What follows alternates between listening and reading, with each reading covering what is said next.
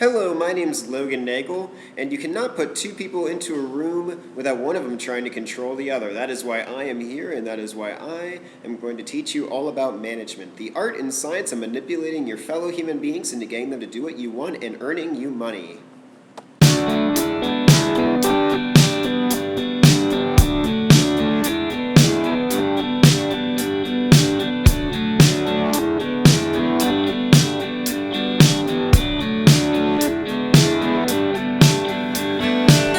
When we're talking about management, we're really concerned about three different types of groups. There are the individuals, sort of like Joe, Bob, Cheryl, Crystal, April, if you have a little bit more of a more questionable business. Those are your individuals. Those are the people who get things done on the ground level. That's the first type of group that you're really concerned of. The second entity that you're worried about is actual groups. These are when you have, Cheryl and Cherry and Crystal and all those other sketchy named people coming together to accomplish something. So say that you have three of them coming together trying to accomplish a work task, or say they're doing an ethics inventory of your organization. That is a group. Individuals can do a lot, but a group can do even more. And finally, of course, as a manager, you are concerned about the organization as a whole. That is what we're really worried about. We take the individuals and we take the groups and we combine them, and they eventually form what makes up our organization. And that is the bottom line. Now, if you do not start from the ground level, if you don't worry about individual behavior, like for instance, if you don't care if Bob is stealing a stapler or a cow or something, your organization isn't going to do so hot. Surprise! So, this is why you need to be concerned on every level of the organization to make it successful. Let's think of it this way. Let's take an example. Think of an individual Oompa Loompa. You have an Oompa Loompa sitting there. Now, that is the individual, obviously. You take the Oompa Loompa and you put it with a whole bunch of ones, and you have the taffy making department. They are the Oompa Loompas that are in charge of making that specific type of candy. That is the group, that's the work team. And then you take all of the Oompa Loompas, all of the individuals and all the groups, and that together forms the organization that is Willy Wonka's chocolate factory. Well, no kidding, Logan. Of course that's how the world works. We've all been raised with this. We've already known this. Everyone knows this. But actually, that's not true. There's something called a rule of 1/8, and that only about 1/8 of organizations is actually going to apply anything that they learn in this course into what they do. Go figure why so many small businesses fail within their first 2 years. Not because it's me, but because it's the facts that I'm saying. So look deep into my eyes, and I'll tell you why organizational behavior is so important. There are two really big concepts that I want you to focus on. The first one is that every resource that you have, it's a resource-based view of management, is rare. Everything that you have is rare. The organization that you have is unlike any other. Everyone's special just like everyone else. And on top of that, what I want you to consider is that we are inimitable. Like I was saying before, just as we are rare, we are inimitable. That means that no one can imitate us. It's because we are so unique. We have individual, small experiences that no one else has had.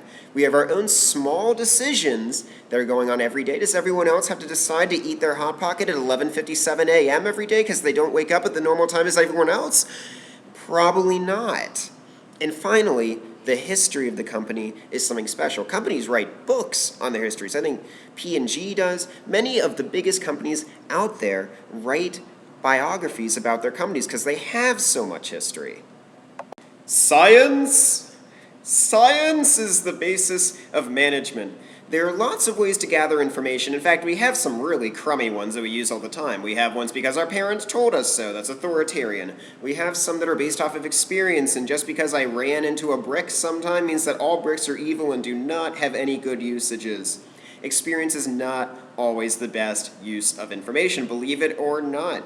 The one that we are focused on is science, not intuition either. Intuition is, this feels right. Let's go ahead and do with this. I like red gummy bears more than orange gummy bears, so that's all I'm going to buy forever. No, science tells us that they are all created equal, unless it's the red ones because they have crushed up bugs inside of them. So with this scientific study that is management, and yes, it is a science just as much as chemistry or physics or studying soil for your entire life, only it happens to be actually useful and interesting, it follows these 4 steps. Now, this is where it gets a little bit tricky because management has a little bit of a different view on things. We start off with a theory. We start off with a theory. We have a theory about how the world might work. So we start off with that theory, which might already be existing from another scientific study, and we generate a hypothesis, which is that, oh, I believe this is going to happen if I do this. Like if I fall down the stairs, I'm going to get hurt and have to go to the hospital. And finally, well, not finally, penultimately, good save, penultimately, we have data. We have the data that is generated from the experiment, which allows us to quantifiably look at our findings and objectively come to a verification. So either we verify our data, we verify our theory, and we back it up, or we decide that it is wrong and we move on. This is how we gather knowledge, and this is how management has become such a science and actually has valid information for all of us to use. Since this is an evidence-based class, one thing you should probably know about before we go forward is correlations. Up here, you have your positive correlation and your negative correlation. You will probably never ever see something that is as well correlated as what you see above. This is a perfectly negative correlation, which is -1, a very strong strength, and over here we have a positive correlation of +1. You will probably never see these in real life, but it's important to recognize them. Now, if you have a -0.9 correlation, it is still weaker than a -1 correlation. The point is that it's closer to +1 or to -1. That's the idea. And so you can always find a correlation between 2 things and one thing. Make sure you always know this. Correlation does not mean causation. Great job, you've successfully completed the first episode in the first section of an entire management class. Great job, and it's only been about 10 minutes.